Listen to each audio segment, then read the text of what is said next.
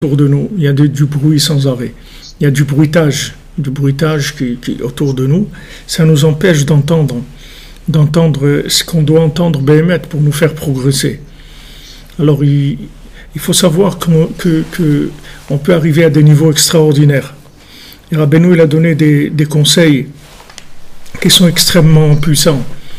Rabbeinu a donné des conseils qui sont extrêmement puissants. Et si on l'écoute Béhémet, on voit des changements en nous, des métamorphoses vraiment profondes. Des métamorphoses. Si vous vous levez la nuit, vous écoutez ce que Rabbeinu dit, vous mettez votre réveil et 6 heures après la sortie des étoiles, vous vous levez et pendant 1 heure ou 2 heures, vous restez dans ce temps-là. Même si vous ne faites pas grand-chose, vous étudiez pas beaucoup, même si vous faites la cuisine ou vous faites du courrier, ou vous faites, d'être réveillé, bien sûr pas faire des bêtises, pas aller regarder des films de Walt Disney ou de je sais pas qui. Pas regarder des films, pas des bêtises. Même si on fait des choses qu'on a besoin de faire,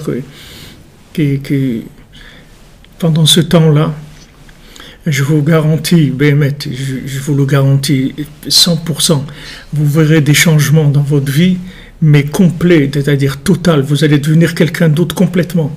Vous allez complètement changer, complètement. Mamash complètement. Avraham ben Nachman dit que la Nekuda de Chatzot, le point de Chatzot, c'est-à-dire 6 heures après la tombée de la nuit, 6 heures mamash, 6 heures, c'est-à-dire 360 minutes. N'importe quel moment de l'année, n'importe quel pays, que ce soit l'Uruguay ou la Finlande ou l'Ukraine, 360 minutes après la sortie des étoiles, ce moment-là, c'est Rabbeinu Mamash.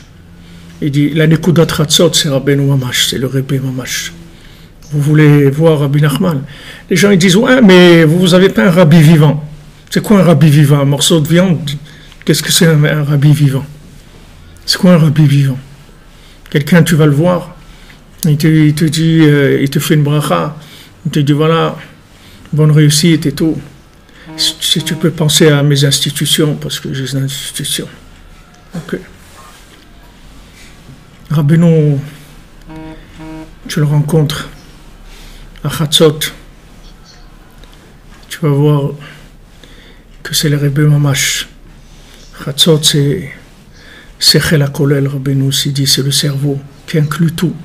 C'est Pidyon HaKolel, c'est le rachat général, le rachat, R-A-C-H-A-T, le rachat général, c'est-à-dire ça rachète tout le monde. Ça vous sort de n'importe où vous pouvez vous trouver, des endroits les plus profonds, des ténèbres, du néant, du désespoir, de l'incapacité, de la bêtise, de la folie, de la paresse, de l'ignorance, tout ce que vous voulez. Ça vous sort de tout ça. C'est un médicament extraordinaire. Essayez ce traitement-là pendant 1 an. Vous allez voir, vous allez changer votre vie complètement. Vous allez devenir quelqu'un d'autre complètement. Rabbeinu, il a donné des armes extrêmement puissantes, le Tikkun HaKlali, Chatzot, Hitbodedut. Si on écoute le Rebbe, vous allez voir que vous allez changer votre vie complètement. Vous allez devenir quelqu'un d'autre.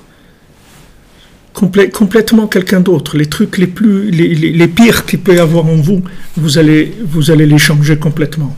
Et les meilleures choses que vous avez en vous, vous allez progresser beaucoup plus. Rabbeinu, il est là pour vous faire avancer, pour nous faire avancer, pour nous faire découvrir des forces, des énergies cachées qu'il y a en nous, qu'il y a dans le monde, qu'il y a chez nous, qu'il y a chez les autres. Nous donner la foi, la confiance, l'inspiration, l'enthousiasme pour progresser, pour accréditer le monde, accréditer les autres, donner confiance au monde et savoir que toute personne qu'on voit, on voit que le haut de l'iceberg, le principal de l'individu il est caché complètement de nos yeux.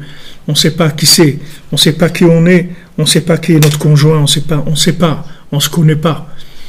On voit un petit peu, mais on ne connaît pas l'intérieur. Il faut aider chacun, aider l'autre à se trouver, aider l'autre à avancer en étant sûr qu'il peut progresser, en étant sûr de ça, qu'il n'y a aucune personne au monde. Rabbi Nachman dit, il n'y a aucune personne au monde que Rabbeinu ne peut pas le faire progresser. Aucune personne, aucun individu, aucun animal, aucune plante, aucune pierre que Rabbeinu ne peut pas la sortir de là où elle est et l'amener à des niveaux extraordinaires. Alors ici, il dit que c'est ça la Bechira, que Hachem, il te montre pas. C'est comme, si tu veux, c'est quitte ou double, c'est tout. Ok.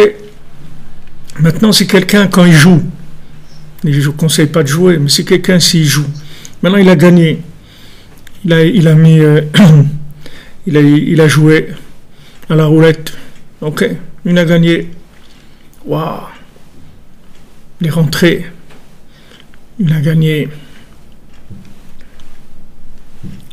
1000 euros, il a joué 1 euro, il a gagné 1000 euros, waouh, extraordinaire, extraordinaire. Alors il dit quitte ou double, il dit non, moi, 1000 euros, ça me suffit, il s'en va. On va lui montrer que s'il avait mis les 1000 euros, il aurait gagné 1 million d'euros. Et s'il avait 1 million, il aurait gagné 1 milliard. Et s'il avait 1 milliard, il aurait gagné 100 milliards. Et comme ça, sans arrêt. La différence, c'est qu'avec Rabbeinu, vous gagnez tout le temps. Rabbeinu dit avec moi, personne n'a jamais perdu. Ça n'existe pas que tu vas investir pour rien. Ça n'existe pas que tu vas faire un tikkun haklali pour rien. Ça n'existe pas que tu vas faire un chatzot pour rien. Ça n'existe pas que tu vas faire hitbodedut pour rien. Ça n'existe pas que tu vas venir à Ouman pour rien. Ça n'existe pas. Chaque fois que tu vas faire une de ces choses-là, tu peux être sûr que c'est un progrès énorme. Ah, maintenant tu vois ou tu vois pas, ça c'est un autre problème. Que tu vois ou que tu vois pas. D'abord, il faut avoir les yeux pour voir. Et même si tu as les yeux pour voir, on ne peut pas te montrer tout ce qu'on est en train de faire avec ce que toi tu fais.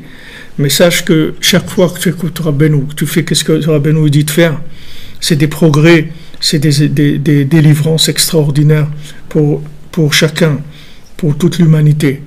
Celui qui se lève à Chatzot, celui qui se lève à minuit, le Zohar dit le monde entier, il lui est redevable. Parce que celui qui se lève à minuit, il sauve le monde, il sauve l'humanité. Voilà, regardez combien de gens, des jeunes comme ça, voilà un jeune assassiné de 34 ans, 37 ans, je sais pas, à Jérusalem, père de famille, 4 enfants. Pourquoi il a été assassiné? Parce qu'il n'y a pas assez de Ratzot, il n'y a pas assez d'Hitbodedut. Rabbeinu dit, pourquoi vous laissez Hachem faire des décrets sur le monde? Parlez avec lui. Il dit, si vous parlez avec Hachem, tant que pour vous parler avec Hachem, il n'y a aucun décret dans le monde qui peut rentrer en pratique. Et les gens, ils croient, ils disent, mais moi, qui je suis? Mais arrête de dire qui tu es. Si toi, tu es personne et l'autre est personne, alors ce monde, c'est un monde de quoi? Des fantômes. On est tous des fantômes ici, c'est fantomas. C'est quoi? On est où là? Mais oui, c'est toi, oui, toi, comme tu es là. Comme tu es un taré comme toi, oui. Tu te lèves à minuit et tu demandes à Hachem, s'il te plaît, aie pitié de ton monde. Aie pitié de ton monde, arrête la souffrance du monde. Arrête la souffrance du monde. Et ne crois pas que cette prière-là, elle marche pas. Elle marche, c'est sûr. Quand on va te montrer ce que tu aurais pu faire dans ce monde, c'est ça la plus grande souffrance dans l'autre monde, c'est qu'on va montrer à la personne qu'est-ce qu'elle pouvait faire ici qu'elle n'a pas fait. C'est pas les bêtises qu'il a été joué au flipper ou qu'il a été faire. C'est pas ça qui est la plus grande souffrance. La plus grande souffrance, c'est de voir qu'est-ce que quelqu'un il pouvait faire et il n'a pas fait. C'est ça la plus grande souffrance. Rav Levi Yitzhak qui disait, tous les Breslevers disent ça. Tous les Breslevers d'avant disent ça. Ils disent que le jugement qu'il y a sur un Breslever, c'est pas un jugement comme les autres. C'est-à-dire, on lui dit, tu avais un rébé, oui, pourquoi tu l'as pas écouté? C'est la seule chose qu'on demande. On ne demande rien d'autre à quelqu'un. On ne dit pas pourquoi tu as été jouer au flipper, pourquoi tu as été faire des bêtises. On lui dit, tu avais un rébé, oui, tu dis Rabbi Nachman, tu es Breslev, oui, pourquoi tu l'as pas écouté? Pourquoi tu ne l'as pas écouté? Pourquoi tu n'as pas fait ce qu'il te dit de faire? Faites un sondage dans Breslev, envoyez dans les WhatsApp tous les gens qui se disent Breslev, demandez à tous les gens qui vous disent qui est-ce qui se lève tous les soirs à Chatzot, qui est-ce qui fait tous les jours 1 heure d'Hitbodedut. Demandez ça sur tous les réseaux, vous allez voir les réponses que vous allez avoir. Il y a une responsabilité, c'est-à-dire que c'est quelqu'un qui connaît Rabbi Nachman. Rabbi Nachman, il ne rapproche pas les gens comme ça. Si quelqu'un il découvre Rabbi Nachman, c'est parce qu'il devient un chef de file par rapport à des... C'est pas dire un chef de file qui va devenir une idole l'idole des jeunes. C'est un chef de file, ça veut dire que c'est quelqu'un qui peut avoir des influences très positives sur le monde. Alors quand Rabbi Nachman il le rapproche, il suppose qu'il va faire ce qu'il va lui dire de faire. Donc celui qui connaît Rabbeinu, il a une responsabilité par rapport au monde. C'est pas gratuit, c'est pas un spectacle gratuit. C'est pas Breslev, c'est Babakoul, Breslev c'est pas Babakoul. Breslev c'est une énorme responsabilité par rapport à la réparation de l'univers. Si Rabbeinu il a dit la seule différence entre moi et Mashiach, c'est que Mashiach on va l'écouter et moi on m'écoute pas.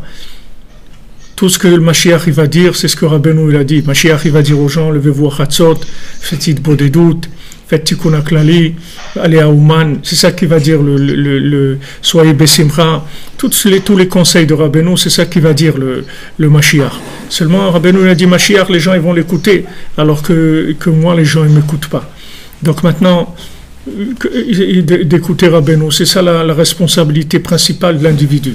Rabbeinu il a dit j'ai pitié de deux sortes de gens, de ceux qui ne me connaissent pas et de ceux qui me connaissent et qui ne m'écoutent pas. Alors Rav Nachman il dit que le deuxième c'est pire que le premier, parce que le premier il peut toujours dire je savais pas, mais le deuxième il connaissait et il fait pas ce que le Rebbe il dit. Alors si vous voulez mettre fin à la souffrance, à la vôtre et à celle du monde, il y a que ça, il n'y a pas autre chose. N'imaginez pas qu'il y a autre chose.